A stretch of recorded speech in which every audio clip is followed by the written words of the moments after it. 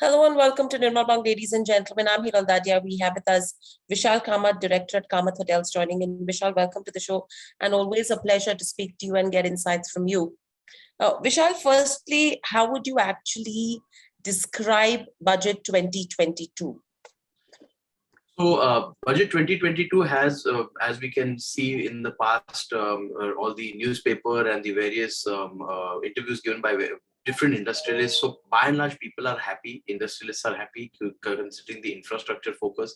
But the ironic part is that while hospitality is also deemed as an infrastructure, it has got absolutely no focus in the entire budget and scheme of things. Even the ECGLS scheme, which has been extended by 50,000 crores, and the 1-year extended moratorium is not really a move towards the hospitality industry. It's more towards helping the finance industry maintain the kind of rhythm that they have, and that's basically the main purpose. So I think it's a self-defeating, because what our industry needs is not more loans. What it needs is restructuring, case-to-case basis. There are a lot of good entrepreneurs, hospitality players who have been doing fairly well, I would say, in terms of sustaining in the pandemic. And if all they need is given a little more support in terms of restructuring, they'd probably sail through. And a lot of banking norms, if they would just modify, only if it's particularly for the hospitality, because everyone's seen that it's been one of the worst affected, and it's really sad. So that would have been more helpful. Right. And overall, from the perspective of the industry that you belong to, hospitality space, what was the expectation and what were the misses? The main expectation was that government will boost and improve consumption of hospitality in a holistic manner, whether it is international coming into India, which we can see has started. Various European countries have now moved away from the corona fear. Denmark recently said no masks, no nothing. Same thing with Spain, same thing with UK. So if Europe has taken a lead in terms of saying that, okay, if you are vaccinated or not, based on that, you have certain privileges and rights. So the government could continue to have its own requirements that be double vaccinated but come to India. And for that, every country which is tourism oriented, whether it's Southeast Asia, Europe, Africa, Middle East, anywhere in the world, all will be now targeting that tourist who has been cooped up in his country from the last 2 years and wanted to see the world. So they will give freebies like visa on arrival. They will give various other incentive packages. Their national carriers will support. So keeping this kind of thing in mind, if the government would have worked out things for, like, say, foreign tour operators, to give a specific example, that okay, today you have to pay 18% GST. Don't pay 18%. Why don't you do one thing? For the next 18 months, we give you a 5% GST. So now what happens? Suddenly India becomes more affordable, more attractive, because at the end of the day, what the tourist is actually paying, just as in you and me as restaurant consumers go and we pay in a restaurant, what do we actually pay? Already it is so unfair. A standalone restaurant gets 5% GST. A restaurant in a star hotel, a good quality star hotel, but he's charging over 7,500, is paying 18% GST. Now that's really unfair. You find that net to net, a lot of good restaurants in star hotels find it more challenging, because a standalone restaurant would be probably more costlier, but GST makes them cheaper and better. So you go to malls and you end up spending the same as a 5-star hotel. So GST rationalization both at the input side and on the customer side. This is also something which is a need of the hour. This doesn't require the budget; it requires the council. But somewhere down, even multiple times, states and centers have collectively failed our industry. Right. And overall, if you see in terms of where the hospitality sector goes, anything that came out of the budget that you think would benefit the sector? See, tweaks and modifications based on, like they said, MSME in a vague manner and other things and all will basically probably help a large genre of people based on their fitting the brackets. So it's not fair to say that absolutely there'll be no benefit, but there's no specified targeted benefit. What we are understanding is basically a general. Now, if suppose a beautiful road is made, which is a 6-lane highway connecting 2 major cities, obviously that region and those 2 cities will benefit. So by and large, automatically hospitality will benefit, then various others, right from a cobbler to a kirana store to a hotel, everybody will benefit. So that's the job of government, to bring inclusive growth. But today, considering how the pandemic has hit specifically our industry, what is the relief given? I mean, it's not like having a crocin if you're feeling unwell and you get better. It's not a paracetamol. We know the disease, we know the cause, we know what is required, and based on that, you'll give medicine. So just giving everybody, Dolo, Combiflam or something like that and saying you will get better somehow is not the thing. I think our industry has learned to be Atmanirbhar even before PM Modi announced it. So that doesn't mean that it be taken for granted. The problem is that our industry is, somewhere now over the last many years that I've been associated, and been working with my father and our family business, all the more I see that, we also tend to adjust. I think the time has come where we really should get our due, and that is not happening. We've done every cause required by the government to support the nation, whether it is taking care of Vande Bharat. When no one was stepping up, we were one of the first chains to step up and support Vande Bharat. I myself used to, along with a few of my industry colleagues, personally go to the airport, and started Vande Bharat in Maharashtra. And that was a big thing because Mumbai is one of the largest. After that, we were one of the first to support with the BMC, the taking of Corona positive when hospitals were overfull. And there were, Corona also is strange. You have people who are absolutely walking normal or some, in a ventilator. So those who are asymptomatic, supporting the government to reduce the burden on the hospitals. So we have been no less a health worker, and yet, even and got no recognition for it. That's what hurts us the most, the indifference. Right. And overall, in terms of where the MSME schemes, etc., are concerned, would it actually mean there could be more cash on the table for the hospitality industry in terms of credit limit? And additionally, there could be an advantage of a lower interest rate with the moratorium of 2 years? So definitely whatever general schemes have been announced will affect and benefit everybody generally.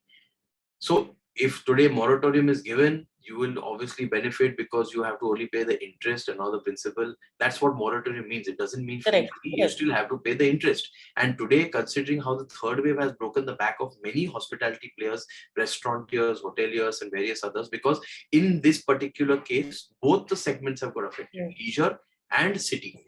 So earlier, if city did well, leisure did not. If leisure did well, city did not. So at least you were able to, if you had a portfolio of a mixed bag, you were able to support that mixed bag. Like we have Fort Jadavgarh, we have Lotus Konark, we have various other, we manage Lonavala Orchid Hotel, we manage, Shimla Orchid Hotel. So these were able to support the company when the city was down. And reverse was also proportionally true, Orchid Mumbai or Orchid, Pune. So this is where the challenge lies. The third wave made both sit down, because while touchwood nobody had adverse effects, or not, majority of the people did because they've already double vaccinated. But in every household you find various, sometimes entire families having the Omicron and coughing, sneezing, and being unwell for like a week at a time. And that's why, you find a drop in parcel sales. In F&B, you find a drop in going out. Obviously, you find a drop in people leaving their homes and going for even leisure destinations.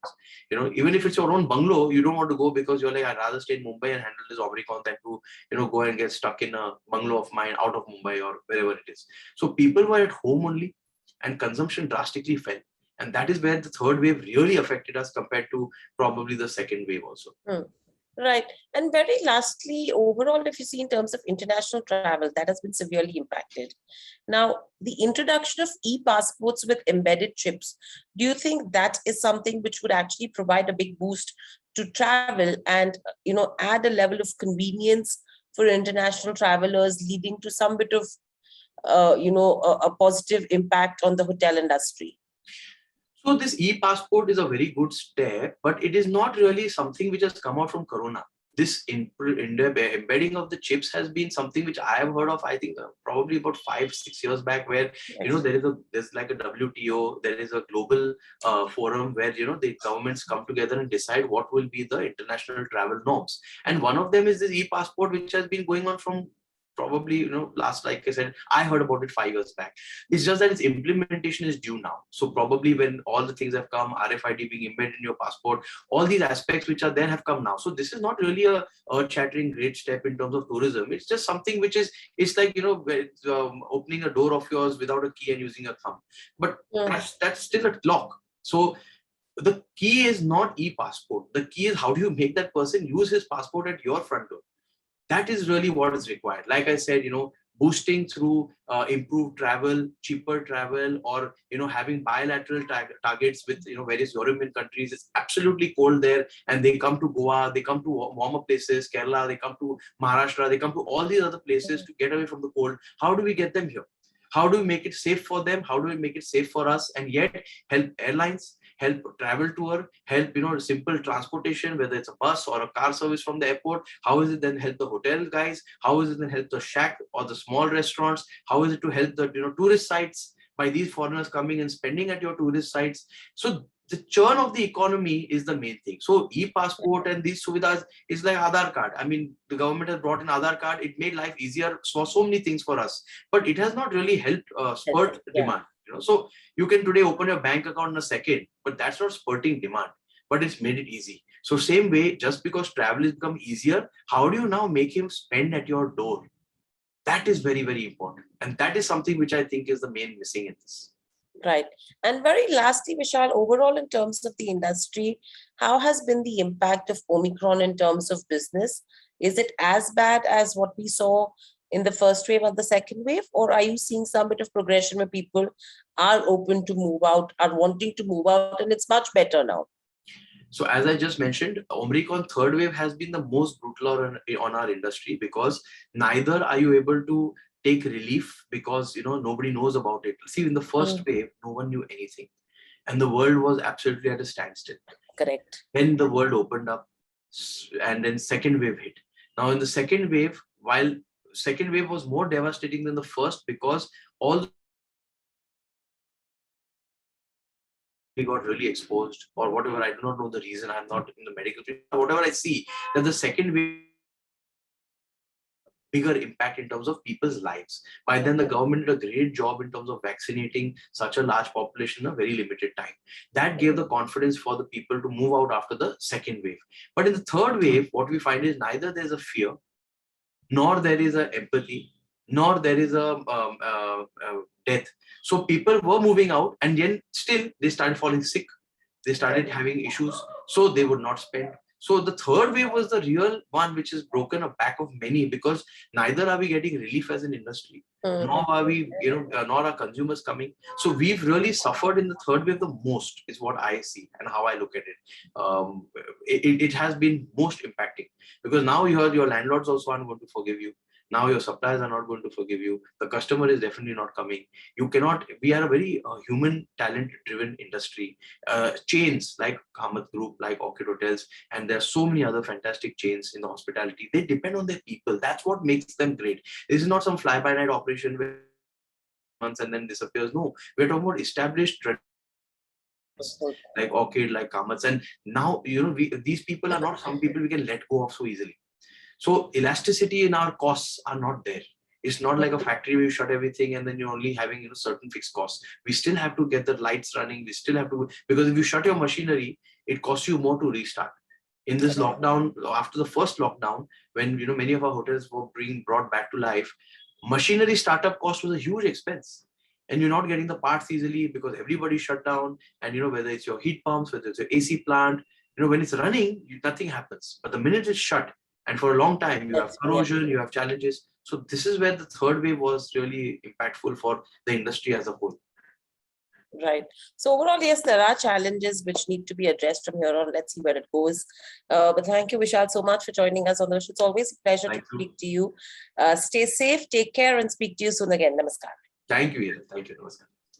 Subscribe to our YouTube channel for in-depth interviews of India Inc. and press the bell icon so that you do not miss our updates.